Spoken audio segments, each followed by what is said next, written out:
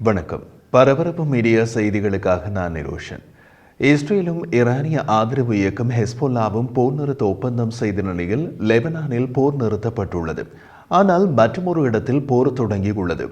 இதில் உள்ள ஆச்சரியமான விஷயம், அந்த போரில் ஈரானும் உள்ளது, ஹெஸ்போல்லாவும் உள்ளது, மேலதிகமாக ரஷ்யாவும் உள்ளது. போர் தொடங்கியுள்ள நாடு சிரியா. சிரிய ஆயுதமேந்திய எதிர்ப்பு படைகள் சிரியாவின் இரண்டாவது பெரிய நகரமான அலிப்போவுக்கு நுழைந்துள்ளன. திடீரென இப்படி ஒரு போர் தொடங்கியது பல சந்தேகங்களை ஏற்படுத்தியுள்ளது. இதன் பின்னணியில் யாரோ ஒரு பெரிய கை இருக்கலாம் என்பது அந்த சந்தேகங்களில் ஒன்று. காரணம், அதில் அடிவாங்கும் தரப்புகளில் ஈரானும் இருக்கிறது, ஹெஸ்போல்லாவும் இருக்கிறது.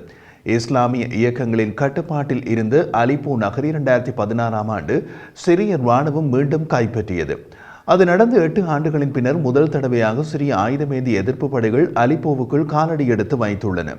நகரின் எல்லைகளில் ஆச்சரியமான மற்றும் துரிதமான தாக்குதலை நடத்தி நகருக்குள் புகுந்து சில பகுதிகளை தமது கட்டுப்பாட்டுக்குள் கொண்டு வந்துள்ளது சிரிய ஆயுதமேந்திய எதிர்ப்பு படை. கிளர்ச்சி படைகள் இந்த வாரம் ஒரு திடீர் தாக்குதலை தொடங்கின. அலிப்போ நகரத்திற்கு வெளியே பல கிராமங்களை தாக்கியளித்து பல ஆண்டுகளாக நடந்த போரை மீண்டும் தூண்டின. CNN தொலைக்காட்சி புவி இருப்பிடம் செய்து வெளியிட்ட ஒரு காணொளியில் கிளர்ச்சி படைகள் நகரின் மேற்கு பகுதியில் உள்ள வெறிச்சோடிய தெருக்களில் வாகனங்களை செலுத்திச் செல்லும் காட்சி படமாக்கப்பட்டுள்ளது. புவி இருப்பிடம் செய்யப்பட்ட போது அந்த காணொளி அலிப்போ நகரின் மேற்கு பகுதியில் உள்ள ஜைன் எல் அபிடைன் மசூதிக்கு அருகே படமாக்கப்பட்டது தெரிகிறது. சிரியாவின் வடமேற்கு கிராமப்புறங்களில் ஆயிரக்கணக்கான கிளர்ச்சி படைகள் கிராமங்கள் மற்றும் நகரங்களில் ஊடுருவிய போது தொடங்கியது திடீர் அதிர்ச்சி போர். ஏவுகணைகள் மற்றும் துப்பாக்கி சூடுகள் காரணமாக நகரின் அலிப்போ எல்லையிலிருந்து மக்கள் சிதறியோடியதாக அலிப்போவில் உள்ள சாட்சிகள் தெரிவிக்கின்றனர். சிரியாவில் தீர்க்கப்படாத உள்நாட்டு போரை கண்காணிக்கும் மனித உரிமைகளுக்கான சிரிய கண்காணிப்பகம் சிரிய இராணுவம் மற்றும் கிளர்ச்சி படைகள் இரு தரப்பிலிருந்தும் நூற்றுக்கணக்கில் கொல்லப்பட்டதாக கூறியது. உத்தியோகபூர்வ சிரிய இராணுவம் அங்கு ஒரு பெரிய தாக்குதலை எதிர்கொள்கிறது. ஈரான் மற்றும் ரஷ்யா ஆகிய இரண்டும் சிரியாவின் முக்கிய கூட்டாளிகள். அத்துடன் ஈரானிய ஆதரவு ஹெஸ்போல்லாவும் சிரியாவின் பக்கத்தில் உள்ளது. சிரிய இராணுவத்திற்கு உதவியாக ஈரானிய இராணுவம், ஹெஸ்போல்லா மற்றும் ரஷ்ய இராணுவம் அங்கு போரில் இறங்கியுள்ளன.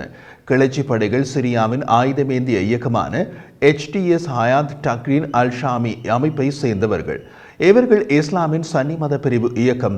ஈரான் மற்றும் ஹெஸ்போல்லா இருதரப்பும் இஸ்லாமின் ஷியா மத பிரிவை சேர்ந்தவர்கள்.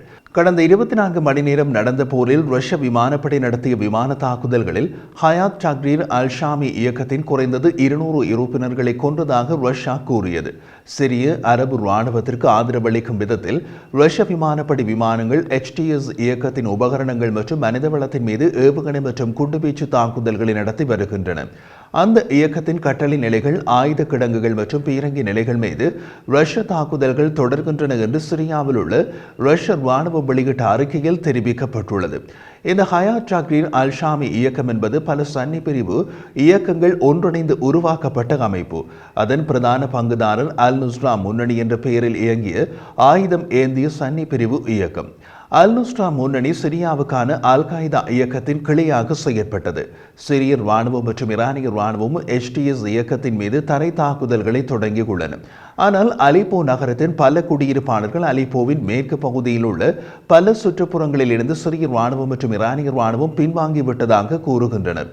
அந்த இடங்களை HTS இயக்கம் கைப்பற்றி தமது கட்டுப்பாட்டுக்குள் கொண்டு வந்துள்ளது. தரை தாக்குதலில் ஈரானின் இஸ்லாமிய புரட்சிகர காவலர் படை IRGCயின் தளபதி பிரிகேடியர் ஜெனரல் கியூமஸ் புர்ஷகேமியும் அலிப்போ நகரில் கொல்லப்பட்டதாக ஈரானிய அரசு ஊடகம் தெரிவித்துள்ளது. அலிப்போ சுற்றுவட்டாரத்தில் பல்வேறு போர் முனைகளில் தாக்குதல் நடப்பதாக சிரிய அரசு ஊடகம் சானா தெரிவித்துள்ளது. அலிப்போ நகரில் தொடங்கிய போர் சிரிய ஜனாதிபதி பஷார் அல் அசாத்தின் ஆட்சிக்கு எதிராக கடந்த ஆண்டுகளின் பின் வெடித்துள்ள முதலாவது மிகப்பெரிய போர். ஆயுதமேந்திய HTS இயக்கத்தின் கூட்டணி நமது படைகள் அலிப்போ நகருக்குள் நுழைய தொடங்கியுள்ளன என்று அறிக்கை வெளியிட்டுள்ளது. அதில் சிரிய இராணுவம் மற்றும் ஈரானிய ஆதரவு ஹெஸ்போல்லா இயக்கத்தினருக்கு எதிரான தீவிர போருக்கு பின்னர் அலிப்போ நகரின் புறநகரில் உள்ள சிரிய அரசாங்கத்தின் இராணுவ அறிவியல் ஆராய்ச்சி மையத்தின் கட்டுப்பாட்டை கைப்பற்றியதாக HTS இயக்கம் கூறியது. சிரிய அரசாங்கத்தின் இராணுவ அறிவியல் ஆராய்ச்சி மையம் என்று அழைக்கப்படும் வளாகம் உண்மையில் ஹெஸ்போல்லா இயக்கத்தின் ஒரு ஆயுத தொழிற்சாலை. HTS இயக்கப்படைகள் முன்னகரும் போது சிரிய இராணுவத்தின் டேங்கர்கள் அலிப்போவை விட்டு வெளியேறும் காணொளியை HTS பின்னர் பகிர்ந்து கொண்டது. நேற்று வெள்ளிக்கிழமை பிற்பகல் முழுவதும் ஆயுதமேந்திய HTS இயக்கப்படைகள் தொடர்ந்து ஆயிரக்கணக்கில் அலிப்போ நகருக்குள் நுழைந்தன. CNN தொலைக்காட்சியால் புவி இருப்பிடப்பட்ட ஒரு காணொளியில் அலிப்போ நகரின் நியூ அலிப்போ மாவட்டத்தின் கிழக்கு விளிம்பில் சிரிய ஜனாதிபதி அசாத்தின் இறந்த சகோதரர் பாசல் அல் அசாத்தின் சிலைக்கு முன்பு HTS இயக்கப்படைகளின் வாகனங்கள் காணப்பட்டன. HTS இயக்கப்படைகள் சிரிய ஜனாதிபதியின் சகோதரரின் சிலையில் இருந்து சிறிய கொடி அகற்றி தமது இயக்க கொடியை ஏற்றும் காணொளி ஒன்றும் வெளியாகி உள்ளது. அலிப்போ நகரில் நடந்த தாக்குதலில் அலிப்போ பல்கலைக்கழகத்தின் மாணவர் குடியிருப்புகள் மீது பீரங்கி குண்டுகள் ஏவப்பட்டு 4 பேர் கொல்லப்பட்டதாக சிரியாவின் அரசு செய்தி நிறுவனமான சானா கூறியது.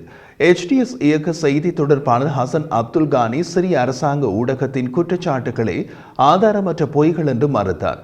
தாம் பொதுமக்களை தாக்குவதில்லை, இராணுவ இலக்குகளை மட்டுமே தாக்குவதாகவும் அவர் கூறினார். அலிப்போ பல்கலைக்கழக ஊழியர் ஒருவர் பாதுகாப்பு காரணங்களுக்காக தமது பெயரை வெளியிடாமல் பேசிய போது பீரங்கி குண்டு ஒன்று மாணவர்கள் இருந்த பிடியில் 2வது மாடியில் மோதியதை உறுதிப்படுத்தினார். அலிப்போ பல்கலைக்கழக வளாகத்தில் உள்ள தங்குமிடங்களிலிருந்து இளைஞர்கள் வெளியே ஓடி காயமடைந்த நபரை தூக்கிச் செல்வதை சமூக ஊடகங்களில் வெளியாகும் காணொளிகள் காட்டுகின்றன. அலிப்போ மற்றும் அதற்கு அருகிலுள்ள இட்லி கிராமப்புறங்களில் HTS இயக்கத்தின் கட்டுப்பாட்டில் உள்ள பகுதிகளில் நடத்தப்பட்ட விமான தாக்குதல்கள் மற்றும் ஷெல் தாக்குதல்களில் 6 குழந்தைகள் மற்றும் 2 பெண்கள் உட்பட குறைந்தது 15 பொதுமக்கள் கொல்லப்பட்டனர். மேலும் 36 பேர் காயமடைந்தனர் என்று தன்னார்வ மீட்பு குழுவான வெள்ளி ஹெல்மெட்ஸ் தெரிவித்துள்ளது. போர் தொடர்கின்றது.